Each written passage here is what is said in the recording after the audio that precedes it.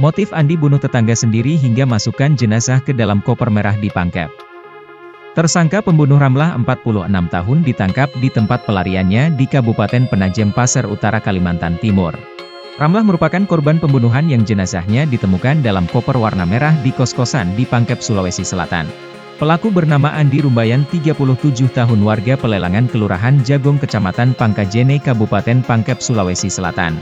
Kapolda Sulawesi Selatan, Irjen Andi Rian Erjajadi, dalam konferensi persnya, Senin, 19 Agustus 2024, mengungkapkan pelaku merupakan tetangga yang rumahnya hanya berjarak 20 meter dari kediaman korban. Pelaku setelah pesta miras dengan teman-temannya kemudian melintas di depan kamar kos korban. Di situ pelaku melihat korban tertidur mengenakan sarung dan nekat berusaha melakukan aksi bejatnya, ungkap Rian. Kemudian korban yang terbangun seketika itu pula mendapat pukulan dari pelaku hingga pingsan. Pelaku kembali mencoba melakukan aksi bejatnya namun tidak berhasil karena korban keburu sadar kembali. Disitulah pelaku memukul korban hingga tewas, bebernya. Setelah korban tewas, pelaku lalu pulang ke rumahnya mengambil koper merah dan dimasukkan ke dalam koper.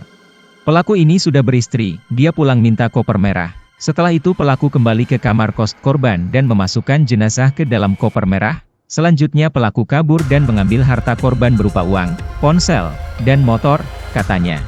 Setelah melakukan aksi sadisnya, pelaku kemudian kabur ke kota Makassar. Dari Makassar, pelaku melarikan diri ke Kabupaten Penajem Pasar Utara, Kalimantan Timur. Pelaku ditangkap pas hari kemerdekaan 17 Agustus 2024, ujar Rian. Atas perbuatannya, pelaku dijerat pasal berlapis yakni pasal 365, 338, 285, dan 351 KUHP dengan ancaman hukuman 20 tahun penjara.